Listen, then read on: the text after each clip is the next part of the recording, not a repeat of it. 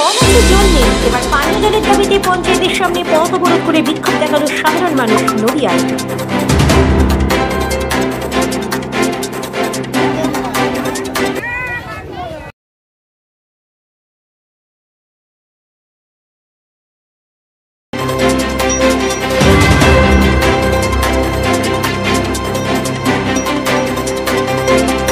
চলছে তীব্র তাপপ্রবাহ, রেকর্ড তাপমাত্রা সারা রাজ্য জুড়ে, সাধারণ মানুষ ওষ্ঠাগত গরমের তীব্রতায়। তবে নদিয়ার কৃষ্ণনগর দোগাছি পঞ্চায়েতের বিস্তীর্ণ এলাকায় জল না থাকার কারণে সমস্যায় পড়েছে এলাকার সাধারণ মানুষ। তাই এবার হাতে বালতি এবং প্ল্যাকার্ড নিয়ে বিক্ষোভ দেখাতে শুরু করলেন স্থানীয় বাসিন্দারা। জলের দাবিতে দীর্ঘ 2 ঘন্টা পথ অবরোধ করে বিক্ষোভ দেখান তারা।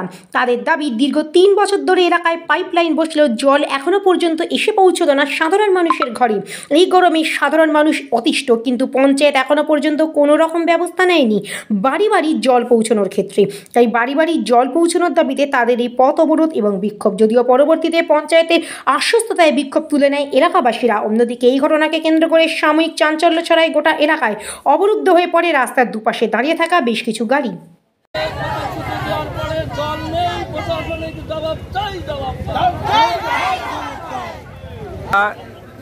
টাইম কলের যে বাড়িতে বাড়িতে জল প্রকল্পের মাধ্যমে সরকার পাইপ লাইন দিয়ে জলের কলের ব্যবস্থা করেছে। 3 বছর অতিক্রান্ত হয়েছে, কল আছে, জল পড়ে না। মূলত সেই জলটা নিয়মিতকরণের দাবিতে আমাদের লড়াই। অবরোধ 2 ঘন্টা পার হয়ে গেছে, এখনো প্রশাসনিকভাবে কোনো আমরা আশ্বাস পাইনি। অবরোধ চলবে। অবরোধ করে স্থানীয় প্রশাসনের কানে আওয়াজটাকে পৌঁছাতে চাই এবং আপনারা সংবাদ মাধ্যম তাদের মাধ্যম দিয়ে প্রশাসনের সর্বস্তরে খবরটা পৌঁছাক, এই গ্রামের মানুষের এই বিষয়টা সোড়া হোক। এই জন্যে আমরা পরিকল্পনার অভাব, তদারকির অভাব, প্রশাসনিকভাবে ব্যবস্থা করব এটাই। পঞ্চায়েতে ট্যাক্স বাড়িয়ে দেওয়া হয়েছে, কিন্তু জল সংক্রান্ত বিষয়ে কোনো হেলদোল নেই।